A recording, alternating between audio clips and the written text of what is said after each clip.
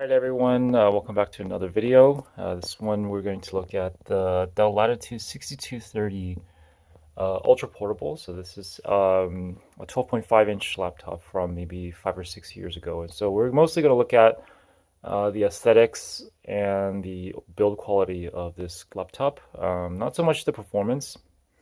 I'll say a word about the performance. So this laptop comes with a third generation Core i5 processor. So for daily tasks in 2019, this is going to be pretty good for everyday usage. The Core i5 mobile processors during this time is equivalent to about a sixth generation Skylake processor, ultra low voltage processor, or a Kaby Lake seventh generation ultra low voltage processor, depending on an i5 processor from those two generations, depending on which i5 that you get. So some i5s third generation are going to be faster, and some are going to be slower. So in general, the performance is going to be pretty good. I've done a performance review of the third generation uh, mobile processors in some of my earlier videos, so you can take a look at those if you want to. But mostly this video will focus on just the build quality and aesthetics. So a quick note about the Latitude model numbers. Usually the Latitudes will have a four-digit model number. The first one, the 6 in this case, represents kind of like the premiumness or the level of the laptop. So at this point, the 6000 series was Dell's highest end Latitude. So now it's the 7000 series, with the 9000 series being the XPS, which is kind of like placed above the Latitudes. So the second number, it represents the screen size. So the 2 here represents a 12.5 inch. The 3 represents the generation. So this is using a third generation Core i processor of some sort. The last number, I'm not really sure what it's meant for, but so the first three numbers will tell you a lot about the laptop itself. So let's start with what I think about the looks of this laptop. So this laptop is still using kind of the older Dell Latitude design. Before they were starting to use the chiclet style keyboard. So this is a traditional keyboard. There's a good amount of space on for the keys on this keyboard, even though it's a 12.5 inch.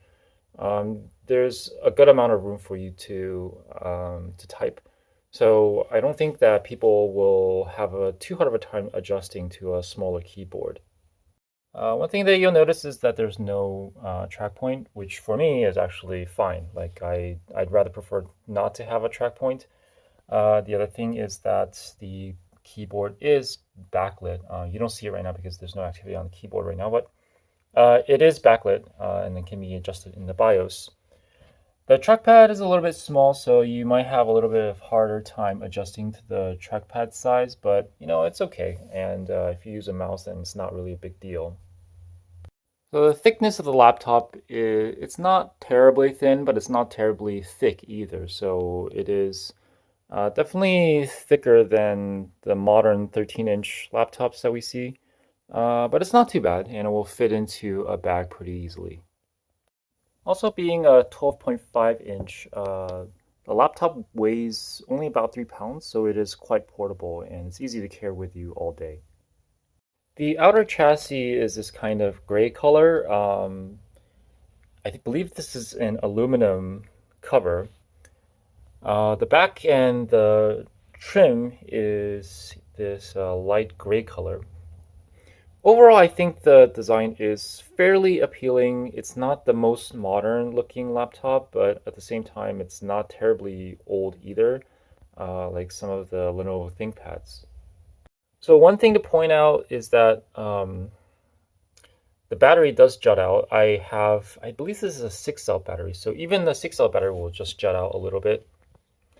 I believe there's a 3-cell or a 4-cell option, which doesn't make the battery jet out, but you're not going to get very much battery life out of that. So it's up to you whether what kind of battery you're going to get with this. So Dell obviously made improvements later on with their 7000 series by putting the battery inside the chassis and not having it kind of stick out like this. So this is kind of like the older design where they don't have the kind of the compact battery inside the chassis. One of the great things about the Latitudes is its ease of maintenance, and which is really important for IT departments and businesses, which is what the Latitude series is meant for. And so to get to the internal components, a lot of the internal components, all you need to do is to unscrew one captive screw. The captive screw means that it stays with the bottom plate. After you've unscrewed it, you just pull it down, and this is what you get access to. So you get two DIMM slots. I'm not sure what the maximum is, probably 16 gigabytes. Don't quote me on this. And here you've got you can clean out the fan. You can do some maintenance on the heat sinks, and if you wanted to. I believe this is an mSATA slot, which you can use for an mSATA SSD. And there's a 2.5 inch SATA 2.5 inch bay. Maybe I can talk a little bit about this bay here. This little adapter this kind of plastic piece that you see here is kind of this interposer that converts a horizontal connection from the SSD in this case, into a vertical connection so it's kind of like a space-saving measure on the laptop. In order to get to the hard drive, you just need to undo this screw and kind of rotate it. I think you see here kind of this little thing pivots around this kind of bar pivots around the screw. So all you need to do is rotate this thing towards toward the right side, and you'll have access to this hard drive bay here. And so you can do like a combo mSATA SSD with a 2.5 drive if you wanted to. Okay, getting to the screen, this is a 12.5 inch screen, as I mentioned. It's also a TN panel. It's a 1366 by 768 resolution. So it's a standard HD panel. The view angles to me, it doesn't look that good, but it's fine for most purposes, especially if you're just simply doing office work. Of course, I would prefer a 1080p and especially an IPS screen, but it gets the job done, so not too many complaints there. 768 resolution on a 12.5 inch, it's sharp enough. The thing that I'm interested in knowing about a 12-inch small form factor laptop is whether this laptop will throttle or not. So I'm running a CPU stress test on it right now. I've been running it for about 7 or 8 minutes, and it's topping out at 76 degrees Celsius. So it looks like right now it's able to keep it cool. At least the cooling system is able to keep it cool in this environment, and I haven't seen this throttle just yet. So that's keeping its kind of max clock, turbo clock at 3.2 gigahertz. So I think if you're running it in a normal office environment, not somewhere like really warm, and your fan vent is not blocked, this probably should not throttle. Lastly, we're going to take a look at the webcam on this thing, which is something that a lot of reviewers skip.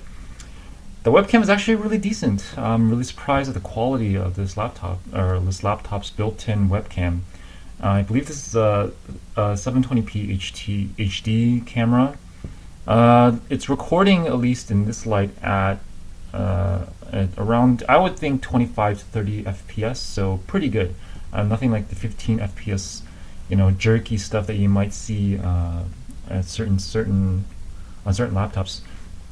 There's a video that I saw online about the same laptop with a really bad webcam quality, but I don't know, maybe they didn't install the right drivers, or maybe they just got unlucky with the camera, because Sometimes like the manufacturer will just change different camera modules between even the same line. So at least this laptop has a pretty decent camera. Guys, that's it for this video. So let me know what you think. Leave your comments in the comment section below, and I will see you next time for another old laptop video.